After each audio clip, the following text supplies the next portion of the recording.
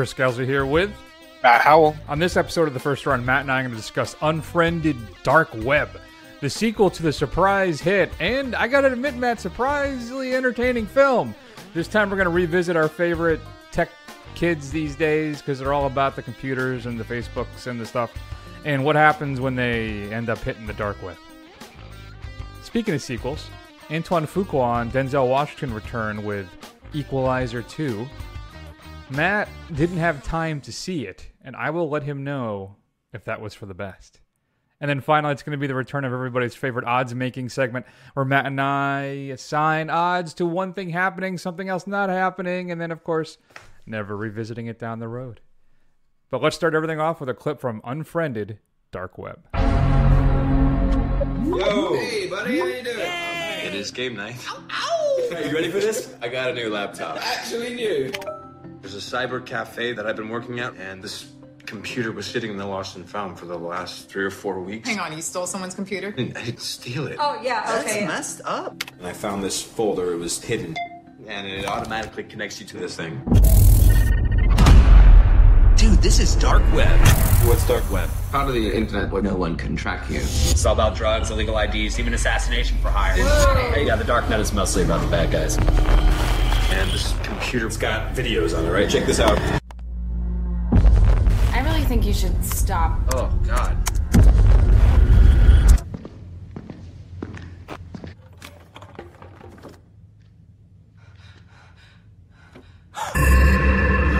That looked way too real. I think that is real. Guys, that's what they're trading. Trade what? All those videos. We have to do something, and we have to do it now.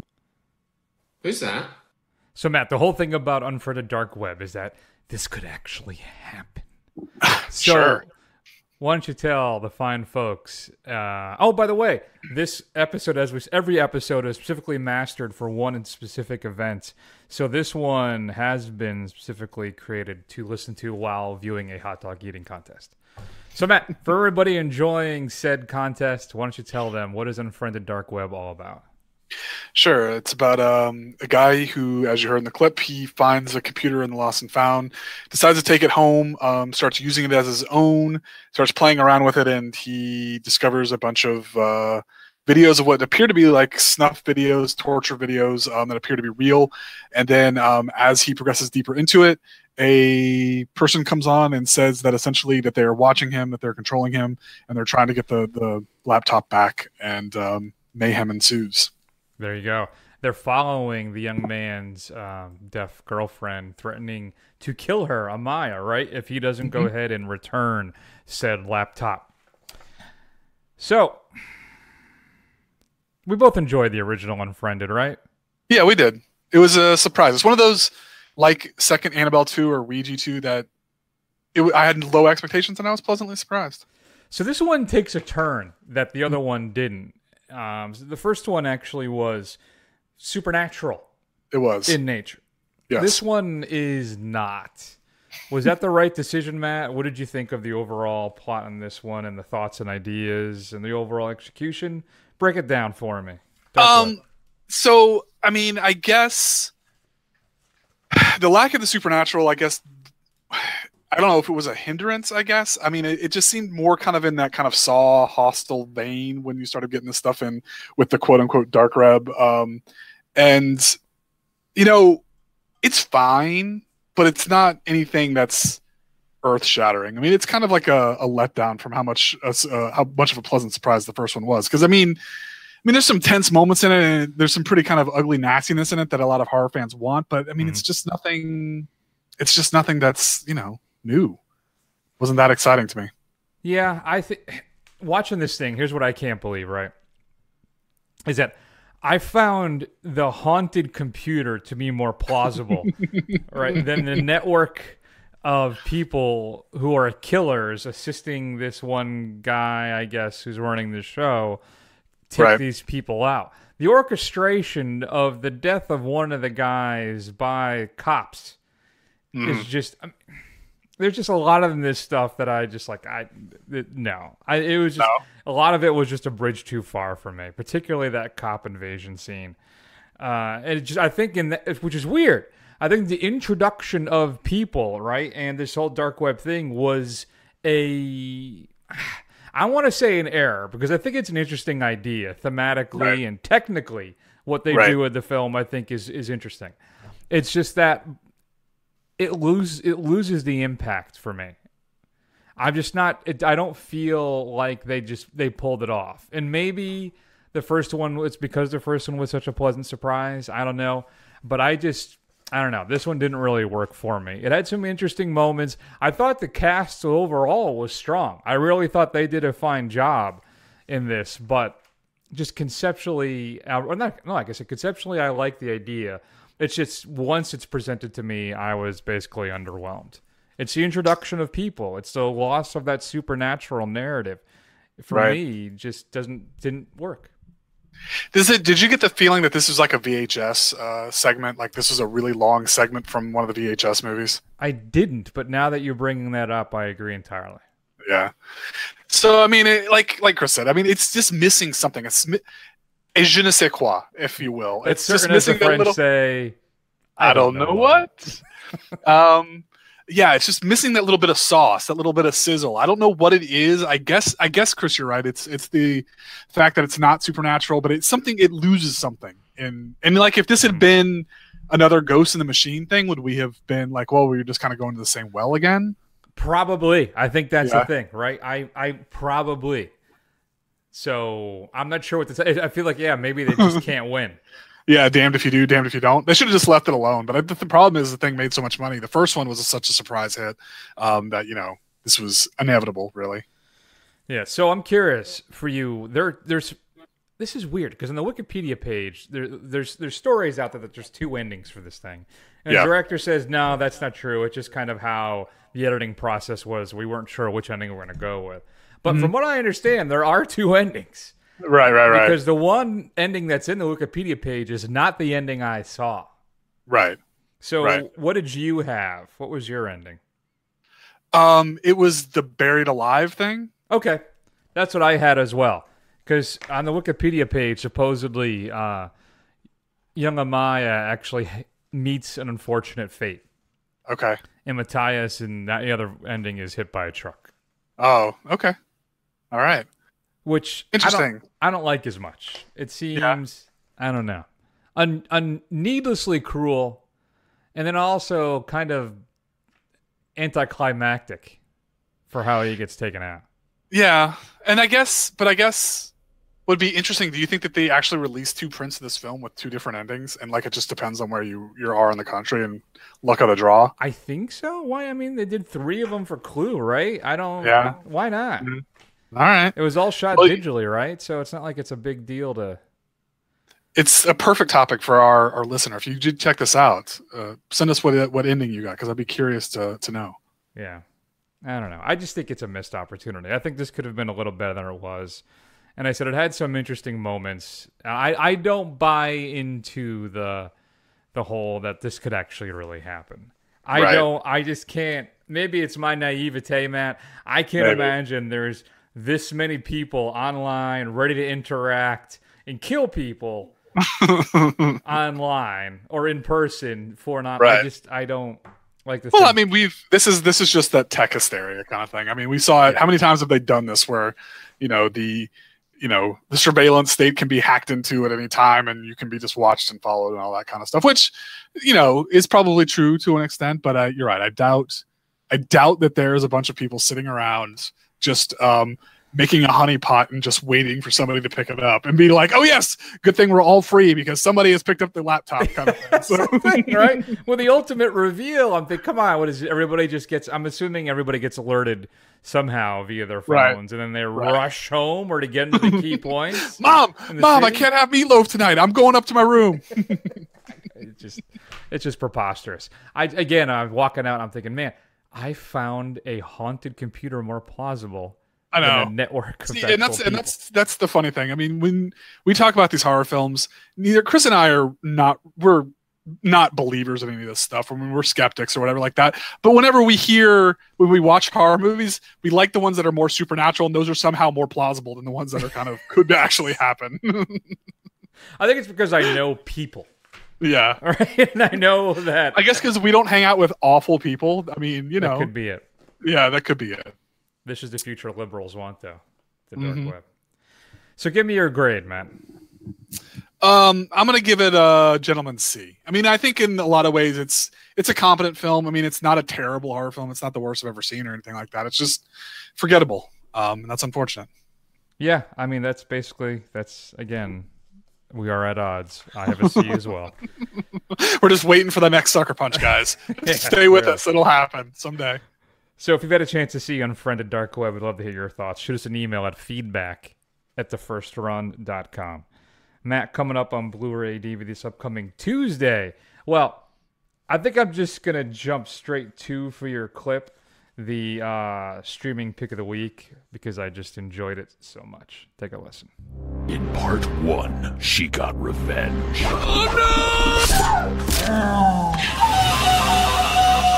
In part 2, she decided to have more revenge.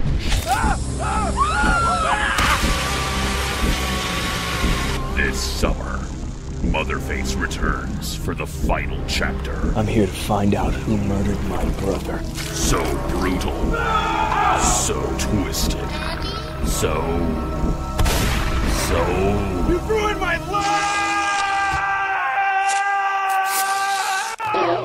life! So offensive, it was banned in 18 states and never released.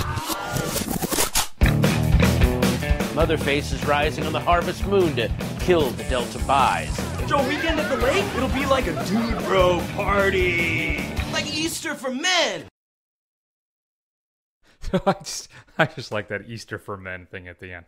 So this is, of course, Dude Bro Party Massacre 3, keeping in mind that parts 1 and 2 actually never existed. So this is from the comedy troupe 5 Second Films, Matt.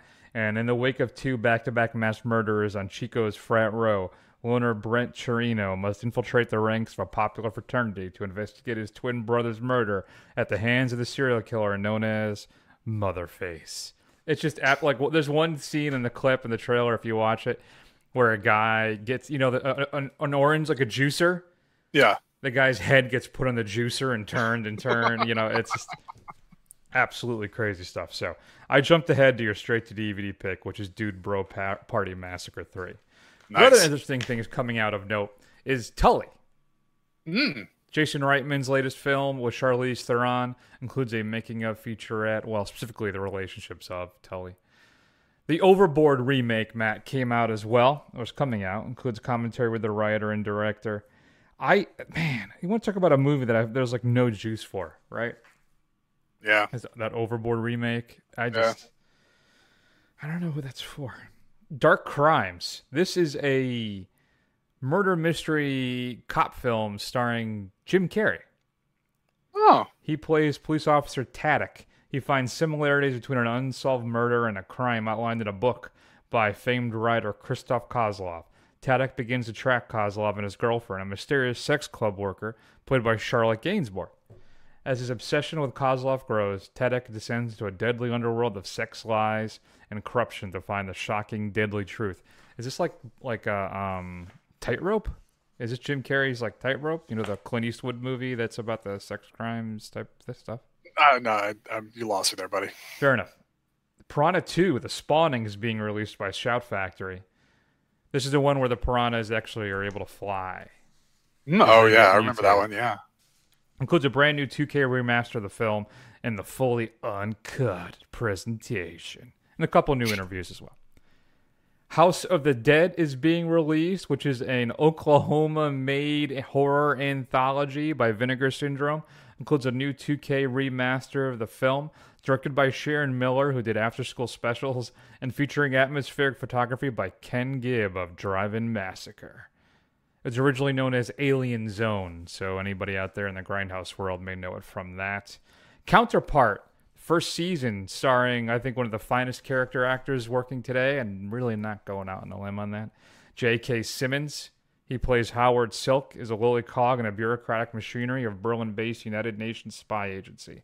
When Howard discovers that his organization safeguards the secret of crossing into a parallel dimension, he is thrust into a shadowy world of intrigue, danger, and double-cross.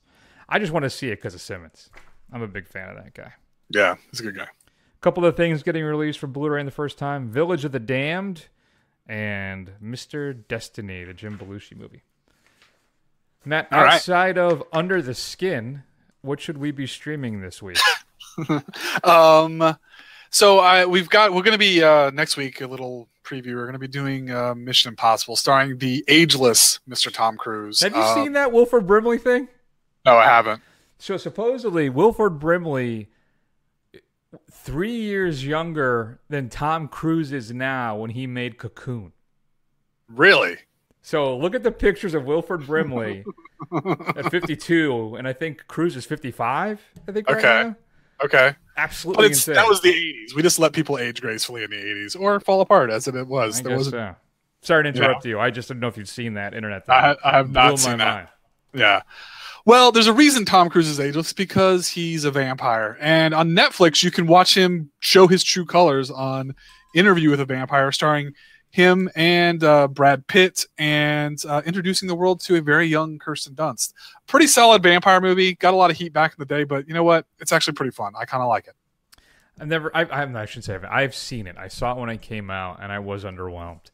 I don't know if I have any urge to rewatch it. But I remember, wasn't there a big uproar about him being cast as Lestat? Yeah, they thought he was too much of a pretty boy. They didn't even think he was right for the character.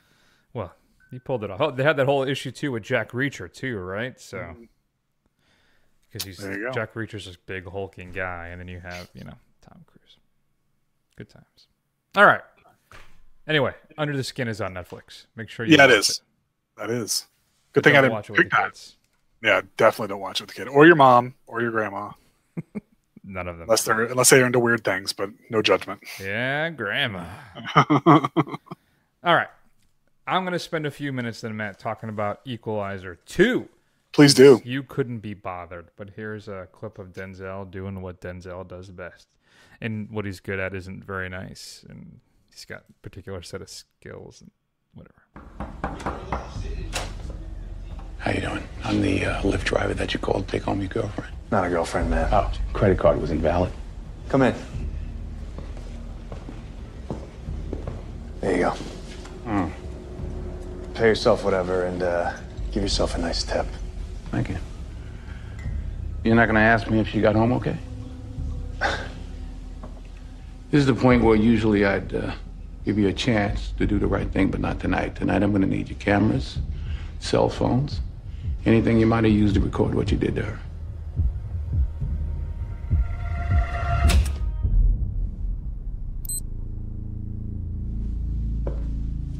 You knocked on the wrong door tonight, Pops. Oh, no, he didn't. Let me tell you. Woo! Denzel is back as James McCall. Antoine Fuqua and Denzel did the big screen adaptation of The Equalizer a few years ago. And I hated that movie. It made me angry. There's a few things about it that it's just bad. But particularly the final sequence when they're fighting in the Lowe's or whatever the home improvement store, big store is supposed to be, right? Right. It is just it's just not good. And so we're back. And Matt was able to slyly get out of having to see this thing. Hey, but just so you know, my dad was curious on watching this film, so we watched the first one the other day. So I had to watch the first one again a couple days ago. What'd you think of it? Did you change your mind at all? Are you a fan now? No, I'm not a fan now. It just even more ridiculous watching it the second time around. So I'm gonna say this, Matt. What's that? It's better than the first one. Okay, well that's a low bar to clear, but continue. But I still don't care about anything that happens. I have no interest. There's no investment in anything that unfurls in this thing whatsoever. I don't understand the internal logic of this film. And I'm going to give you an example. So the scene we just played. So this time out, McCall's a Lyft driver. All right. So he picks up. He's outside a hotel, and these guys throw this young lady in the car, and they take her home. Blah blah blah. And obviously she's been assaulted. So what you just heard was him going back up to the hotel room, basically to beat these guys senseless. Which he does. And he does well. Listen, Fuqua does a good job of directing the action sequence in this film. It's fine. And it's that rush of these guys getting what they deserve, right? Which is always a little bit fun. But what's the logic? You think these guys aren't going to call the cops? This guy just beat me within an inch of my life, and I'm not going to call the popo? I don't think so, especially these young rich party boys. And there's like a lot of little things in this thing that it's like it exists in this weird parallel world where there's no law enforcement anywhere. Right. Or they're corrupt, so you can beat them with impunity as well. Yeah. So going into this thing, I was thinking about this before going in to watch it. I was thinking, one of the problems with adapting these films from TV shows is that you miss out on the episodic nature, right? Because you get a case of the week every week. And there's always something different. Here, it's always going to be it has to be one big event. And maybe you'll get lucky if they pepper in some little vignettes, right? To kind of keep it interesting and kind of explore the world of the character. And Fuqua does that this time. So I'm thinking, great. Right, I'm gonna get a little more. I'm not gonna just get an origin story and then like a big mission. I'm gonna get a lot of side missions and more vignettes. So it's more of a procedural, and it's more reminiscent of the show. And it doesn't work. Everything the film doesn't feel cohesive at all. It feels like they're just peppered in. There's a subplot where there's a kid in the neighborhood in his same building complex who's always getting into trouble, but Denzel believes in him and he can change his life. So he kind of becomes a father figure for this kid. But the only reason he exists is to become a hostage later in the movie. Right. I mean, there's little things that it tries to do that it just seems to fail at over and over again. And the most damning thing for me in this movie is Denzel. Really? Yeah. I mean, the point is he's supposed to be so cold and calculating, right? That he hits his watch, he scans the room, hits his watch, and then takes all the guys out. It's supposed to be kind of like, how would you put it, like a devil ray fish or something, just kind of smooth, working his way through and then taking guys out. There's a neat little scene, neat little moment when he's beating up the rich kids with the woman, where he breaks one guy's arm. He seems to snap another guy's neck, which seems a bit extreme, I guess. But then there's a cool little moment where he's looking at this one other guy, and he's like, come on. He does a little finger like, come on, like it's your turn, and do what you want to do. I'm ready for you. That type of thing. And but that's the problem. There's not enough of that in this film. I think a little of emotion would have gone a long way. Instead of this unstoppable force that, he's almost playing through, like, I don't know. I really would have, he's just it's almost like he's sleepwalking to this whole thing, is my problem. So you wanted a little more John Wick, a little less Neo. I guess so. Yeah, I guess so. I would like to have seen a little more emotion, instead of focusing so much, like, all right, I'm going to hit my watch, then pop, pop, pop, pop, pop, pop, and I'm going to walk out the door. No, I'd like to see a little rage, maybe, or a little. I know maybe that's against the whole point of who he is, but I don't know. I needed a little something more to keep me interested. Now, they introduce an interesting thing where the bad guys are his colleagues that have gone into the work for hire. They're mercs now, okay? Sure. So he ends up having to go up against his old squad buddies, which could have been interesting, but it really wasn't, He's just so brutal and effective that everything kind of just zips right along. So, I don't know. It could have been fun. This movie could have been better, I think, maybe if, as I said, Denzel brought a little more to it. And we had a different director. I'm sorry to say it. There's just no way around it. I bet you can't wait for his next project. What's he doing? I don't know. Let's see. Oh. It sounded, the way you were saying that, like it was going to be something I was really excited about. No, I'd be upset when I found out he was attached. All right, well, let's see. Like what DC thing he's doing. Yes, he's doing the next Superman movie. Yeah. He's not actually directing anything coming up. Maybe he's writing Equalizer 3. Let me see his director. Wow. Oh, here we go. Something called, he's doing 2 documentaries, a Muhammad Ali documentary and something called American Dream, American Nightmare. Okay. Yeah. Well, I don't know. It's better than the first one. It's still not terribly good. If I had to choose to watch one or the other, it would be this one. Yeah. But it's no. So what's the letter score? I gave it a C+. Okay. I think that's fair. Still. I don't know. I can't say I expected more. I just want Denzel to really kind of just like pop, really, and bring it. And he just didn't seem to do that for me in this film. If you had a chance to see Equalizer II, you can email us, I guess, if you want. I don't know. What really is there more to say about this thing? Feedback at thefirstrun.com. Good times. Good times. All right, Matt, let's move on and let's start talking about what are the odds. I got some good ones here. So let's start off, though, with, let's just light that fire one more time.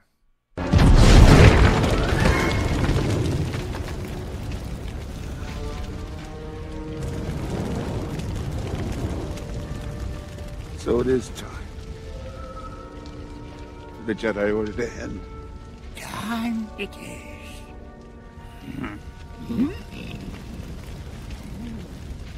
For you to look past a pile of old books. The sacred Jedi texts. Ooh, read them, have you? Well, page turners, they were not. Yes. Wisdom they held, but that library contained nothing that the girl Rey does not already possess. Skywalker, still looking to the horizon. Never here, now. The need in front of your nose. So I'm wondering, just what would have been more upset? What's more upsetting, I think, for the Star Wars groups, that Rey is a Jedi as a woman and how they've basically supplanted all the male leads with women. I wonder if there would have been the same ire if Finn ended up being the Jedi after all, or do you think they would have been okay with it? And Rey became the Han Solo. Nah, I really don't know. I never really thought about it that way. I just don't know what is the sexism or the racism. Which one do you think is worse? With what would bother these people more? I guess it would be the sexism because remember they did get all upset. There was the contingent of there are no black stormtroopers. Well, you never saw any stormtroopers without their helmets on. But I think part of that is the argument, which I will cut some slack, is that there's the group that think that most of them are clones, right? So they wouldn't be, I guess, anyway. Though I don't think Jango Fett was a Caucasian gentleman. No, he wasn't. He was looked like he was from like a native New Zealander or something. A Samoan is what he looked like. Yeah. Yeah. I don't know. Anyway, what are the odds for you, Matt? Episode 9. Okay. What are the odds that it brings them back? That it satisfies the outraged Star Wars fans? You know what? I'm going to say 25%, honestly. Because here's the thing. So we had Abrams, and he gave everybody the fan servicey film that they thought they wanted. And then all the fans did was, complain loudly on the internet that, that it was nothing new. This was not anything different. It's just a rehash of the New Hope. Yep. Right. So then they bring in Rian Johnson. He gives them something completely different. He blows everything up. And now how you feel about that or not, I have some strong feelings about that, but I respect the choices that he made. Mm-hmm. But now they're all apocalyptic about that because, you've ruined my childhood. You've destroyed the legacy of this thing. You didn't understand the characters, blah, blah, blah, blah, blah, blah, blah. So I don't know.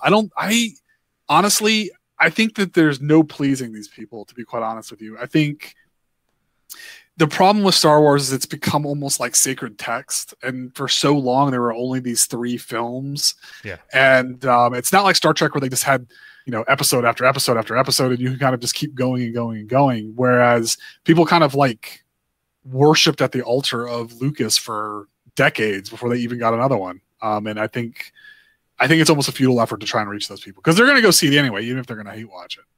No, that's true. I think that's fair. I think they definitely will go see it, but 25%, huh? Yeah. I think Abrams, I don't know. Has he said anything about Rey's lineage being settled, or no? Not that I've noticed. No. I'm gonna go. All right, then I guess I'll go 20%. I don't know. Part of me thinks that Abrams may try and fix, if you will, air quotes, some things for the fandom, but I don't know. He might. I don't know. We'll see.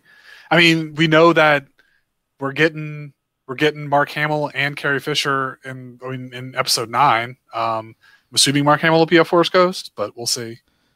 Here's the thing: I can go and Lando, right? And Lando and Billy Williams is the stupidest thing to announce that he was coming back. But right. That's fine. In regards to marketing, imagine being on that, watching that movie when he walks out with you having no foreknowledge that he was going to be there. Right. Anyway, you know what? With the inclusion of, I'm going to bump up to 30. I'm going to actually adjust my number because of the Lando and the Luke and Leia. I guess, are you using unused footage from Force Awakens, right, for her? Yeah, I think so. Something like that. I don't know. We'll see. All right. What do you got?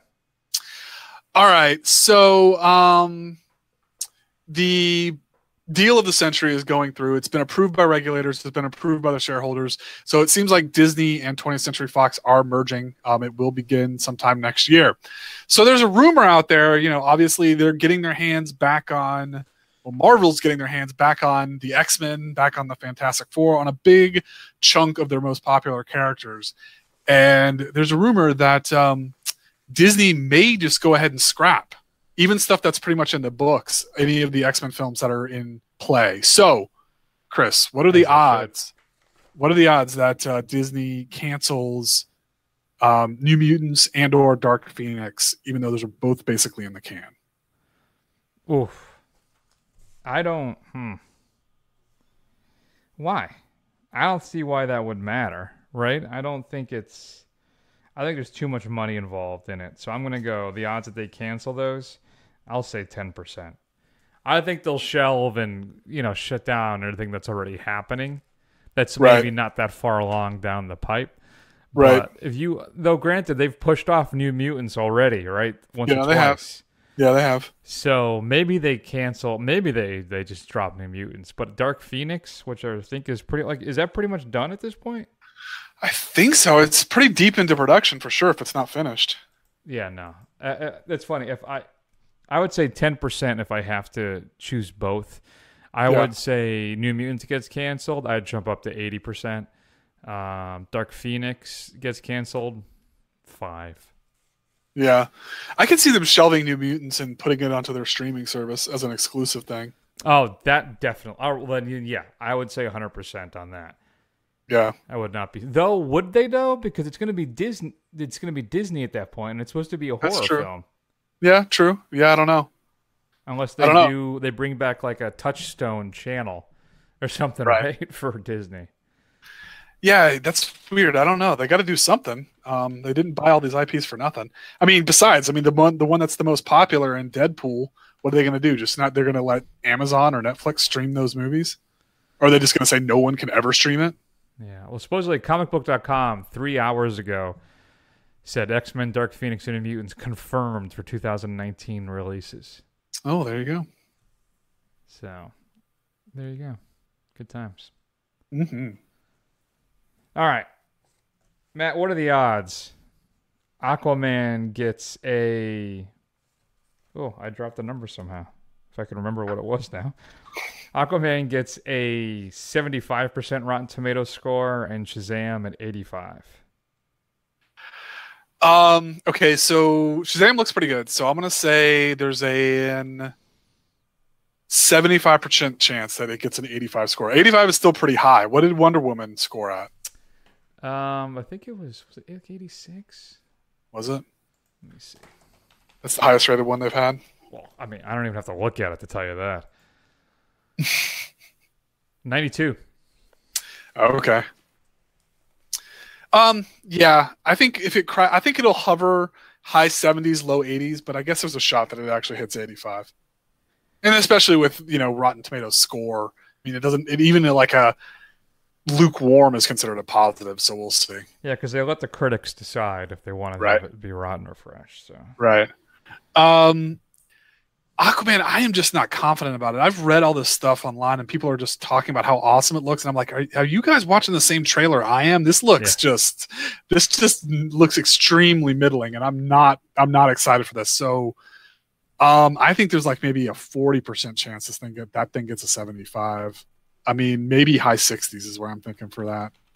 Yeah, I think it's probably more appropriate as well. So you said 40%? Yeah, I'm going to go 55, just because of my man Momoa, who always delivers. Always delivers. Just like Conan. Conan, yeah. All right, my final, it's a final to go with that one as well. Okay. What are the odds that either of them make more money than Batman vs. Superman Dawn of Justice? How much did Batman Superman make? Domestically? Yeah. $330,360. Okay. Worldwide, $874. A little under. Okay. I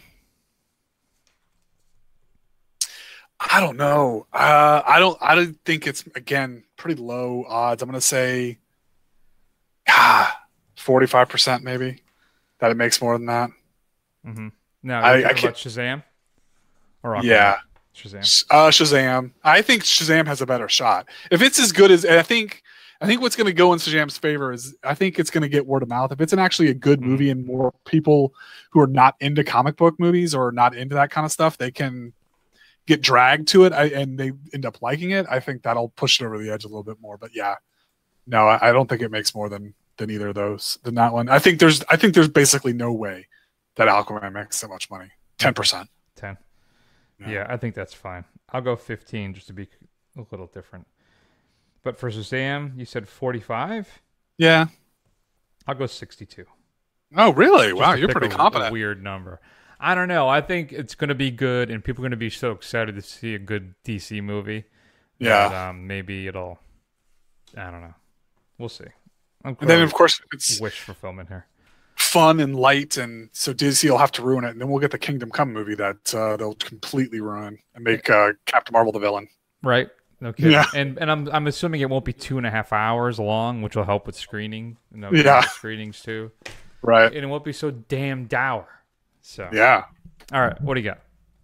All right. So one of our favorite directors of the past decade, Denis Villeneuve, he is going to be directing the Dune. He's going to be adapting Dune into a new film. Yep. If anybody's aware, there's a pretty disastrous David Lynch version of Dune out there, and this is considered, even though one of the best sci-fi novels ever written, almost unfilmable. But it's come out that this movie is only going to cover the first half of the first book. So, Chris, what are the odds, having seen the David Lynch one and I'm just telling you, it's a very, very thick and dense novel, that we actually get around to getting a second one?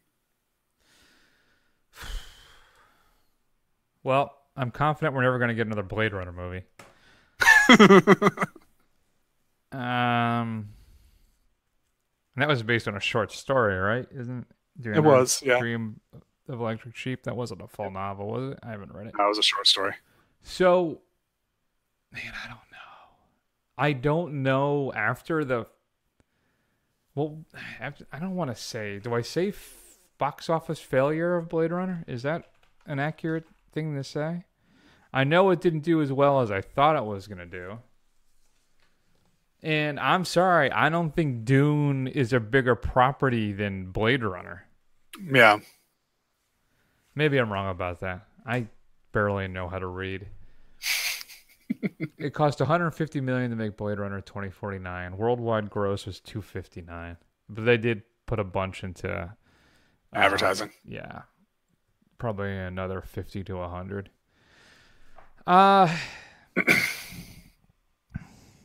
What are the odds we're going to see a sequel? Will they actually finish it? I'm going to say, I'll go 40%. I'm not confident in that at all. No. And I think it's because I just don't know if the property is well known enough. And I don't, after the failure of Blade Runner to catch fire for anybody, and it's an absolutely brilliant film, that I just don't know. And how did his other movie, did Arrival, do? So 47 made 203, but still, that's not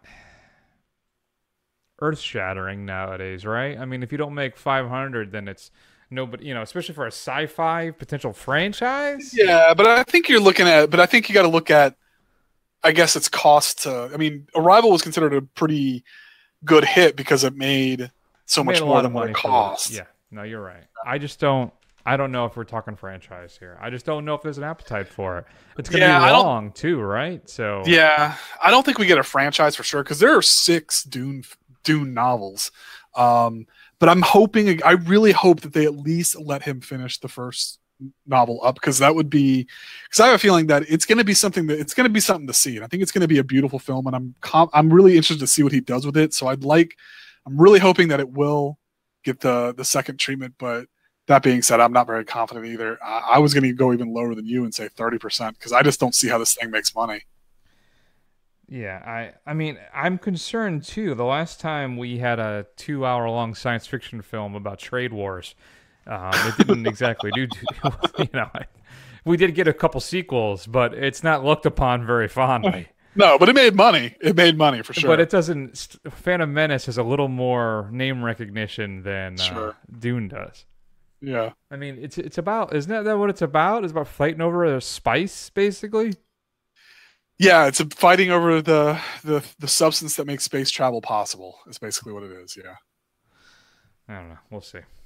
And there's all kinds of religious allegories and colonial that's gonna be allegories. Big, man. Oh yeah, that'll be huge. Courtly intrigue. Great. Giant worms, though. There are giant worms. That's so true. That. Yeah. As long as Kyle MacLachlan gets in there somewhere, then and Patrick Stewart, and maybe a shirtless Sting someplace. Yeah, there you go. Man, that David Lynch movie, that is a terrible movie, but it is interesting to look at. It really is. It has got a crazy aesthetic for sure. I've never seen it. So you've never seen it? No. It's not a good movie, but you should watch it just for the whacked out visuals that are in that thing. I'll have to check it out at some point. Put it on the list. Matt, what are the odds James Gunn returns to direct Guardians of the Galaxy 3? Oh boy, when is that thing supposed to start shooting? I don't know. I would assume he's turned in the script for sure. I do not know. So you think are the tides turning in James Gunn's favor? Is the grassroots support that you see on the internet, is it like the people are saying Disney, this is kind of a knee-jerk reaction, this is a step too far kind of thing, or are they still kind of like good? I don't know. I know. So the same thing, and the same guy did the this to Sam Cedar and got him fired from MSNBC. And they basically took 5 minutes to Google and are like, oh, okay, never mind. Right. So, and this too, though, talking about the Fox purchase, is what makes having one company own all of these properties dangerous. Right. Especially one that is so obsessed with family values and putting, and not having anything questionable. Though they worked with some other questionable people over the years and continue to do so now. So, I don't know. I don't know. There was a petition where it's like tens of thousands of people have signed to have him come back on. I think if Disney does its due diligence and sees the fact that he deleted these things years ago and apologized for it years ago already, right, as well as I think has handled it exceptionally well, then maybe. Yeah, I mean, as much as I think this is a tempest in a teapot kind of thing, I think they're making a much bigger deal out of this than it really is. I mean, it's not great, but I mean, stuff said in bad taste is one thing, but it's just a matter of, I don't see Disney reversing course unless there's kind of like a big groundswell to kind of reinstate justice for Gunn kind of thing. If we don't get that, then Disney, if it's kind of like there just seems to be a collective shrug, like, oh, that's too bad, and just move on. I don't think Disney's going to reverse course because they're just not going to do it. And it's and Disney, at this point, what do they have to really to lose? Are people not going to go see the third one because Gunn was fired? I mean, and the most important thing that Gunn could do is he wrote it. So I mean, and granted, but they can probably get somebody to ape, James Gunn's style for. True. And if they're bringing Taika Waititi. You'll be like, James who? So I got 25% that he returns, which I think is even high. Yeah, I think that's high too. I'd say 15%. I just don't think it's going to happen. I wish it would happen for him because, you know, I think he should see it through because he's kind of made Guardians of the Galaxy what it is. And like I said, this seems to be much ado about generally nothing. So I don't know. Yeah. All right. Good enough. What do you got? Yeah. All right. This is my last one. You ready? Yep. All right. So we know Joaquin Phoenix is going to play the Joker. And what we can only assume is a completely separate and apart from the DCEU. So they're also talking about getting Robert De Niro. I'm assuming in some, give me that pill. Some kind of role. I'm assuming he'll probably play against type and play some kind of mob boss or something like that. So what are the odds that we actually get De Niro in this film? That's a good one. I'm gonna say it's not like he's turning stuff down. So right. I'm gonna say it's 65% that De Niro is in the Joker movie. Yeah. You know, that's 100% right because it doesn't seem like he's been getting very picky in his old age. So I'm going to say, 70% for sure. All right. I mean, how many Fockers movies can you make? Hey, man, people keep going to see him. Yeah. No, I think that's good. All right. I got two more, but I'll let you choose one. James Bond or Mission Impossible? I guess let's go James Bond. All right. What are the odds Danny Boyle, who has won a few Oscars, his Bond film gets an Oscar, a non-technical Oscar nomination? A nomination? Mm-hmm. Non-technical. I'm going to say 60%. I think there's still a lot of stigma around genre films, but since they've increased it up to 10, I think they're much more willing to nominate even if they're never going to win. Okay. I'm not as confident as you. I'm at 55%. I would love for a Bond film to get a kind of directorial or Best Picture or acting nominee. It'd be a fun way for Craig to go out too, but we'll have to see. All right. Good times. Good times. So, coming up next week, Matt. Ooh. We're going to try and do a streamer off the Netflix. I'm letting Matt choose which one he wants to, or Prime Video. Your call. I have both. Okay. So just let me know what you want to do. But the big one, the big dog, folks, Mission Impossible something, Fallout. It is supposed to be the best Mission Impossible film ever, which is a bold statement considering how much you and I both love Ghost Protocol. Mm-hmm. Redefines the action genre, which seems to happen a lot lately. Right. I'm looking at you there, Fury Road. So, I don't know. We're going to talk about it next week. I'm very excited about it. Check us out, of course, at Twitter and Instagram and Facebook and the YouTubes. Just do a search for The First Run. Scroll, you will find us. Check us out at thefirstrun.com as well. You can watch the inaugural episode of The Great Unwatched, where I share my thoughts on Bloody Moon. Matt, I'm still working on that Lone Wolf and Cub first film, but I think I'm going to watch Mission Impossible 2 first. Okay. Because I want to kind of revisit it since Matt Singer had written an article defending it, which I thought he made some interesting points. So I'm going to check that out in advance, of course, of seeing MI6. 6, man. 6. I cannot believe that. I never would have thought this thing would have had the legs it does. But there you are. Mm-hmm. All right, go to Apple Podcasts. Go ahead and give us a review as well. I'd love to read it online for you, no matter how horrible it is. I'm here to share. That's going to be the big show for this week, Matt. Why don't we take an extended break, and we'll see you all soon.